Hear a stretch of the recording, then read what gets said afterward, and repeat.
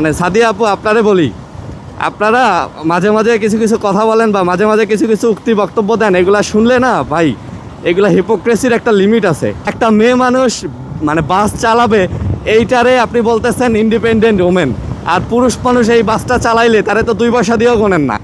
বাংলাদেশে যতগুলা bus driver আছে, বিশেষ করে এই সিটিতে, ঢাকা সিটিতে যত বাসের হেল্পার ড্রাইভার আছে, 2 পয়সা দাম দেয় না কেউ।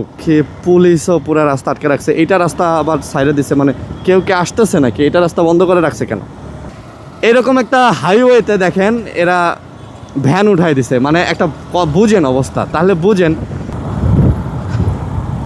আসসালামু আলাইকুম ভিউয়ার্স, কেমন আছেন সবাই? আশা করব অনেক অনেক ভালো আছেন। আবারও একটা নতুন ব্লগে আপনাদেরকে স্বাগতম জানাচ্ছি। এই মুহূর্তে আছি হচ্ছে বসুন্ধরায়, মানে বসুন্ধরা রেসিডেন্সিয়াল এলাকায় আছি। কাজ ছিল যমুনা ফিউচার পার্কে, এবং যমুনা ফিউচার পার্কে কাজ শেষ করে আমি বরাবরের মতো এই রাস্তা দিয়েই বের হই। তার কারণ হচ্ছে যমুনার সামনে যে রোড আছে এইটার ইউটার্ন অনেক দূরে, অনেক দূর থেকে ঘুরতে হয়। আর হচ্ছে ওই রোডে মানে কাজ করার কারণে, কাজ চলতেছে, কাজ করার কারণে ওই রোডে মানে জ্যাম লেগে থাকে প্রচুর পরিমাণে, যার কারণে পিছনে বসুন্ধরা গেট দিয়ে ঢুকে আপনার এই রোডটা দিয়ে বের হয়ে গেলে জিনিসটা ভালোই হয় আর কি। যার কারণে এই রোডটা থেকে বের হই। তো আজকের টপিক হচ্ছে গোলাপি বাস, মানে হচ্ছে পিঙ্ক কালার বাস, এটাই হচ্ছে আজকের টপিক। আপনাদেরকে এর আগেও বলেছিলাম যে এই চ্যানেলটা আমার হবে হচ্ছে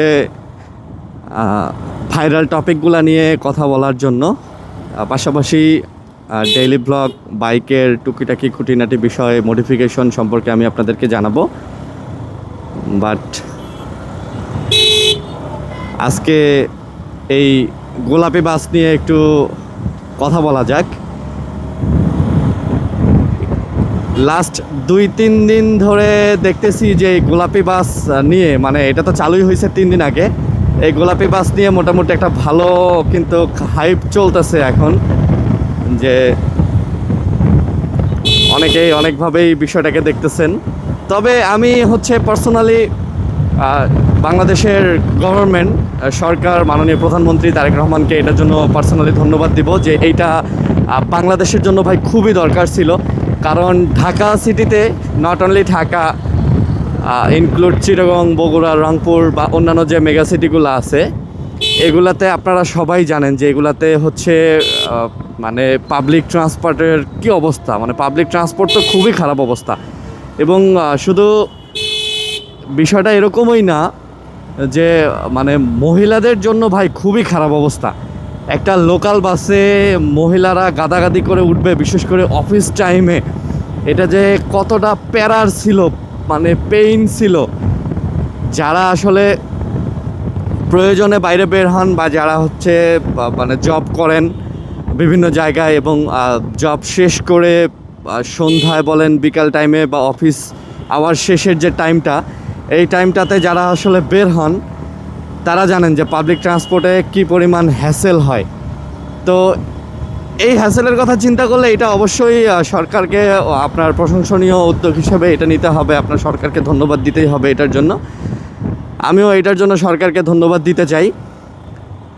তবে এইখানে 2-1টা কথা না বললেই নয়। আমার কাছে এই জিনিসে, এইখানে একটা জিনিস খুবই খটকা লাগছে, বা যেটা আমার কাছে মনে হয়েছে যে এইটা বাংলাদেশের পরিস্থিতিতে এই জিনিসটা এখনও পর্যন্ত সুইটেবল না, সেটা হচ্ছে ওমেন ড্রাইভার। মানে ঠিক আছে, আপনি ওমেনদের জন্যই বাস বের করছেন, okay fine, but women driver কতটুকু এই বাসটাকে চালাতে পারবে ঢাকা সিটিতে, ঢাকার মতো একটা মেগা সিটিতে? এইটা ভাই আসলেই মানে একটা চিন্তার বিষয়, একটা বড় চিন্তার বিষয় ভাই। আপনি একটা জিনিস চিন্তা করেন, বাংলাদেশের ঢাকা শহরে, আমি গতকালকে একটা প্রতিবেদন দেখলাম, এই ঢাকা শহরে প্রায় 20 লক্ষ ভাই নাকি অটোরিকশা চলে। 20 লক্ষ, মানে পুরা ঢাকা সিটিতে, ঢাকা মানে ঢাকা জোনে, আর আমরা যেটারে ঢাকা জোন বলি আর কি, ধরেন ঢাকা, গাজীপুর, নারায়ণগঞ্জ দিয়ে মুন্সিগঞ্জ দিয়ে যে এরিয়াটা, এখানে প্রায় 20 লাখের মতো অটোরিকশা হয়ে গেছে। আর অটোরিকশাগুলার যে মানে যন্ত্রণা, এগুলার কথা আর কি বলবো, এরা যারা ঢাকাতে চলাচল করেন তারা জানেন। এখন এই রকম একটা সিটিতে আপনি দ্বিতল বাস মানে ডাবল ডেকার বাসগুলা, নর্মালি যদি এগুলা হচ্ছে আপনার ছোটোখাটো বাস হইতো আমি এটাতে সমর্থন দিতাম, বাট ডাবল ডেকার বাসগুলা ভাই এটা খুবই প্যারাদায়ক হবে এই ডাবল ডেকার বাসগুলা চালানো। সামনে কি হয়েছে এটা তো বুঝতে পারলাম না, সামনে কি কোনো পুরা রাস্তাটা আটকায় রাখছে, আবার এখানে দেখি পুলিশও পুরা রাস্তা আটকে রাখছে, এইটা রাস্তা আবার সাইডে দিছে, মানে কেউ কি আসতেছে নাকি, এটা রাস্তা বন্ধ করে রাখছে কেন জানি না। বাংলাদেশে কখন কি হয়, হয়তো কোনো ভিআইপি আসবে, দ্যাটস ওয়াই এটা বন্ধ করে রাখছে। আচ্ছা যাই হোক, যেটাতে ছিলাম এই পিং বাস নিয়েছিলাম ভাই। ডাবল ডেকার একটা বাস চালাইতে কিন্তু প্রচুর পরিমাণে এক্সপিরিয়েন্স এবং প্রচুর পরিমাণে এনার্জির প্রয়োজন হয়। এইটা কিন্তু প্রাইভেট কার চালানো না যে আপনি একটা মেয়ের হাতে একটা প্রাইভেট কার উঠাই দিলেন, ও মানে কেয়ারফুলি চালাচ্ছে, খুব স্মুথলি চালাচ্ছে। একটা ডাবল ডেকার বাস বা একটা দ্বিতল বাস অনেক পুরুষ ড্রাইভারের কিন্তু চালাইতে মানে প্রচুর পরিমাণে মানে প্যারা হয়ে যায়। মানে আপনি বুঝেন, নিচে আপনার 40 জন যাত্রী, উপরে 40 জন যাত্রী, টোটাল 80 জন যাত্রী। যদি আপনার বাসটা ফুল হয় 80 জন যাত্রী আপনার বাসে থাকবে। এই 80 জন যাত্রী নিয়ে আপনি মানে এই বাসটা কন্ট্রোল করা, প্লাস হচ্ছে বাংলাদেশের যে রাস্তার কন্ডিশন, এই যে খাল খদ্দর, এই যে ডানে বামে অটোরিকশা, এইটা ভাই আমার কাছে খুবই মনে হয় যে বাংলাদেশের পরিস্থিতির জন্য মেয়ে ড্রাইভারের হাতে এই বাস তুলে দেওয়া, এইটা সরকার কিভাবে এই ডিসিশনটা নিল এইটা নিয়ে আমার একটা প্রশ্ন আছে যে এইটা কতদিন সাস্টেইন করবে। আমি চাই এটা সাস্টেইন করুক, তারা এটা করুক, এটা আমিও চাই, তারা পারুক, এটা আমিও চাই। বাট সব কাজ আসলে সবাইকে দিয়ে হয় না। যদি পুরুষদের কাজ যদি মহিলারাই করতে পারতো তাহলে মনে হয় না সৃষ্টিকর্তা পুরুষ এবং নারী জাতি, মেল এবং ফিমেল মানে দুইভাবে আসলে পৃথিবীতে পাঠাতেন।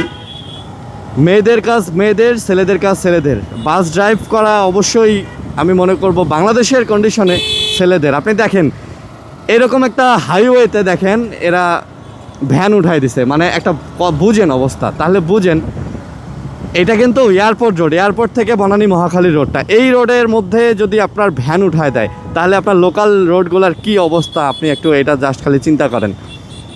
আর এই যে দেখেন জলাবদ্ধতা, মানে একটু পানি হলেই ঢাকার রাস্তায় যদি এই হয় জলাবদ্ধতা, এখন এইটার ভিতরে কোথায় খাল আছে, কোথায় গর্ত আছে, একজন ওমেন ড্রাইভার তার তো এক্সপিরিয়েন্স খুবই কম, সে 3 দিন হয়েছে বাসটা হাতে নিছে, স্টিয়ারিংয়ে বসছে, এখন সে কিভাবে এটা মানে ওভারকাম করবে, এই প্যারাটা নিবে, এইটাও কিন্তু একটা টেনশনের বিষয় আছে।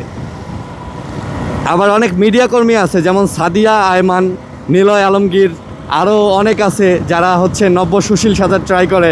সাদিয়া আয়মানের একটা পোস্ট দেখলাম, সে বলতেছে যে মেয়েরা ভালো থাকবে, মেয়েরা শান্তিতে থাকবে, মেয়েরা ইন্ডিপেন্ডেন্ট হবে, এটা নাকি অনেকেই পছন্দ করবে না। আরে আপা, আপনি দ্বিতল বাসে উঠছেন কখনো? আপনি দ্বিতল বাসে উঠেন তারপরে এই কথাগুলো বললেন। আর একটা মেয়ে মানুষ মানে বাস চালাবে, এইটারে আপনি বলতেছেন ইন্ডিপেন্ডেন্ট ওমেন। আর পুরুষ মানুষ এই বাসটা চালাইলে তারে তো 2 পয়সা দিয়েও গোনেন না।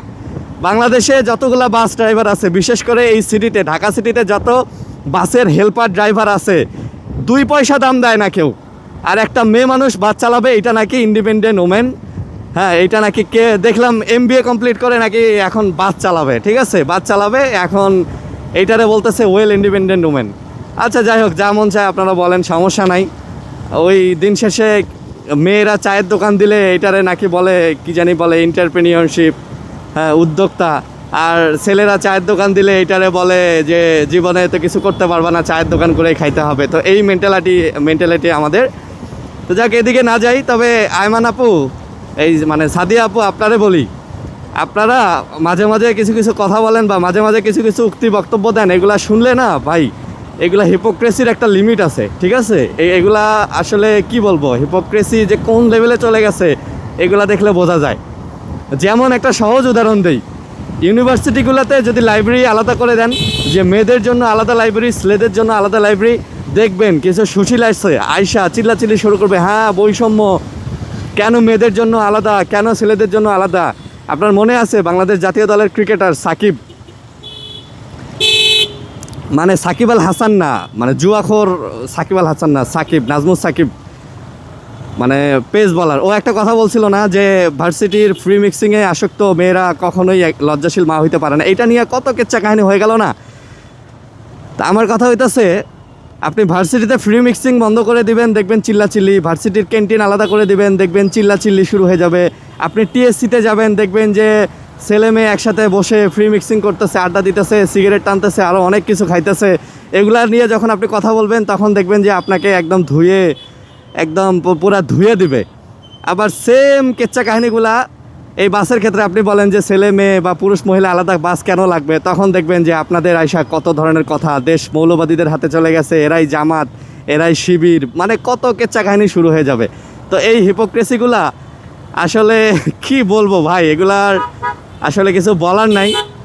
আমি সবসময় মহিলাদের, উমেনদের রেসপেক্ট করি।